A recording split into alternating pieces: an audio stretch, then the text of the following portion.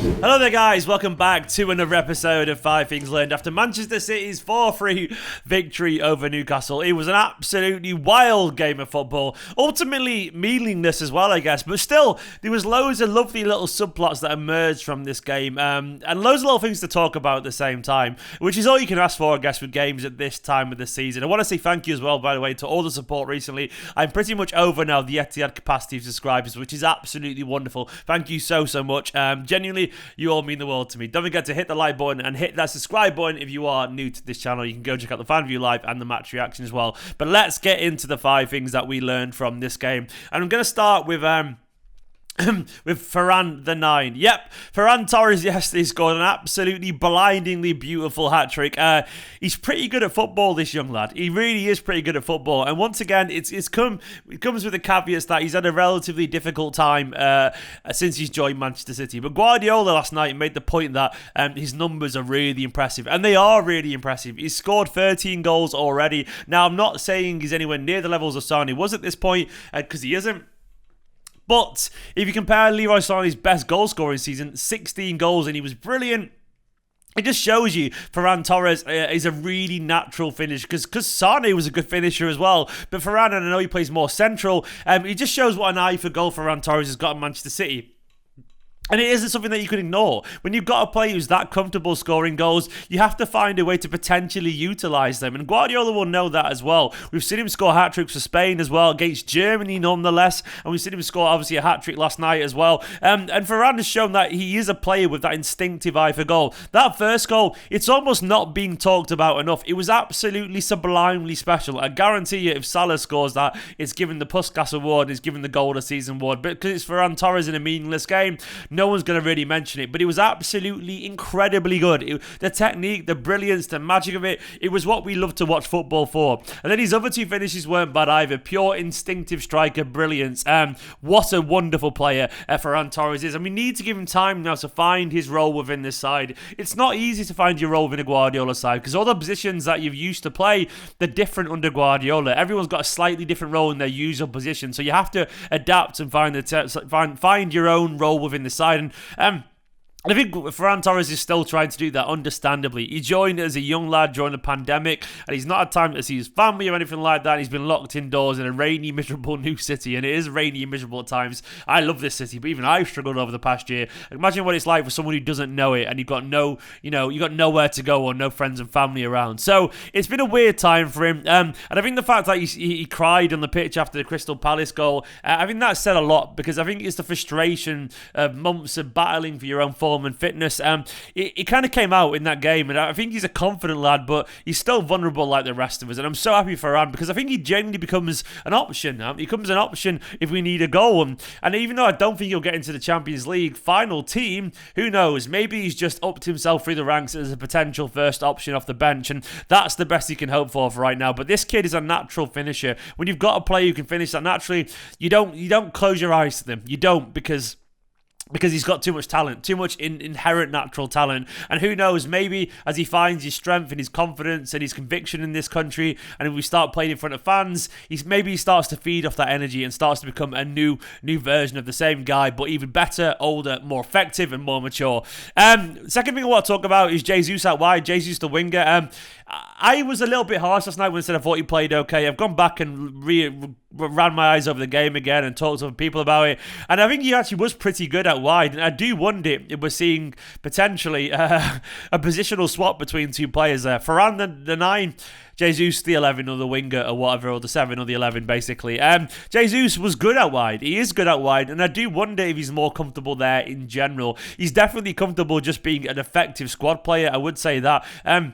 But he does play for Brazil as a winger, and I think that was obvious that he felt really, really comfortable there. He's more involved as well when he's out wide. He gets more touches, and his skill set, which is great, and one-on-one dribbling and all that kind of stuff, and the work rate up and down the line, I think he brings out a lot more of that kind of skill set when Jesus is playing out wide. Having said that, I'm still fine with him playing through the middle every now and then, but I do think we saw we did see how Jesus could be really effective out as a winger. So maybe that's what we see from now on. Ferran's the option as a number 9, and Jesus is the option as a backup winger. Thirdly, I want to talk about Diaz's impact. You might be thinking, what's that got to do with this game? But it has everything to do with this game, because yesterday it was a flashback to pre-Diaz pain, because we saw a defence which was remarkably similar to the one against Leicester when we lost 5-2. That defence that day was Kyle Walker, check.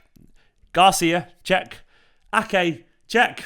But then it was Cancelo. But last time it was Mendy against Leicester. It was Cancelo this time, but Mendy against Leicester. Either way, it was 3 out of the 4 defence. Same players are in the defence.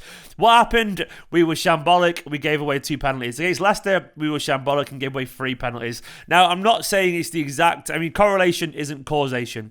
But what I will say is I think it's notable that without the leadership and without the professionalism and the cool-headed, yet at the same time intense maturity of someone like Diaz, that defence could easily fall back into its same sketchy ways, because Walker and Ake have been pretty decent so far, and even Cancelo, they weren't a unit, man. They weren't a unit. And maybe there's something to be said as well, once again, like Edison wasn't there as well. I'm not saying that Carson's fault, but it was such a differently changed unit. I guess the point I'm making is that Diaz had such an impact on the defence, and he'll have an impact on the likes of Ake and Walker and Cancelo as well, because he's the organiser and the leader, that when he's not there, and when none of the defenders, centre-back partnerships have played with him all season aren't there as well, you do see a drop-off. And Garcia is a good little footballer in terms of technical ability, but he doesn't have the power, the leadership, the pace, the strength, the physicality. I'm not trying to hate on him. He just isn't as good by any stretch as those players. And I think we saw that what difference Diaz makes, but the fact that he wasn't on the pitch yesterday and the defence was all over the place. One person, though, I want to be happy for, Carson, man. Scott Carson hype. Scott Carson made his first ever Manchester City appearance yesterday, and even though it was probably one to relatively forget because he conceded a bunch of goals, none of them were his fault for what it's worth. And I think we saw with the penalty save, by the way, that's a very good instinctive save, that he's actually not a bad keeper. We forget that Scott Carson was only a game or 2 away with Derby from being in the Premier League anyway when he came to Manchester City. He was a good keeper playing at a decent level, a good level for Frank Lampard's Derby County. And he's a good keeper, Scott Carson, man. And I know he won't be involved again, probably, but I was so happy for him to finally get that game at Manchester City, because he deserved it. And Guardiola talked an awful lot about what Scott Carson brings to the dressing room, how he's a leader behind the scenes and how he's a very likeable guy. And I think sometimes we underestimate just how much these attributes can be so useful to the dressing room harmony. There was lots of deep dive analysis on what made Manchester City's season so good this year. And one person that was actually pulled out for a little bit of praise, not for his on-pitch performances, but more his presence, was Mendy. And in those articles, I think it was one in The Athletic and Times, he talked about how Mendy was seen as a really popular member of the squad, and he more than played his part in keeping everyone's spirits really high and everyone motivated, even when he wasn't playing football, because he's just a good guy fundamentally, and he's a fun-loving guy. And even though Scott Carson isn't Mendy that way, he's obviously very different, more down-to-earth English bloke. He's also a very nice guy and very popular around the squad from what I can tell. And people like that, who are there to be professional and just there and support the teammates, they do more than a world of good than you can imagine sometimes. And you do need your Scott Carsons, or you do need your Mendy's every now and then, and because they are part of this unit, man, and they keep balance and they keep harmony, and I'm sure they'll move on and will replace them, but you can't underestimate what people like that do in the squad. So I guess the point I'm making is that I'm happy that Scott Carson got his time in the sun, because he deserved it. He deserved it, and he's not even a bad player. He's not a bad player as well. He's actually a pretty decent keeper. I know he's not played much for a long time now, but I think we presume he's terrible because he doesn't play, but it's not as simple as that, unfortunately. But either way, Scott Carson hype. I'm all aboard the hype train for Scott Carson. Big love to Scotty Carson, man. And finally, Pep's happy. He's very happy. Did you see him in the press conference afterwards? He was absolutely buzzing. He was delighted, man. He was chatting away to the reporters in the interviews, and he was just he looked like he was about to,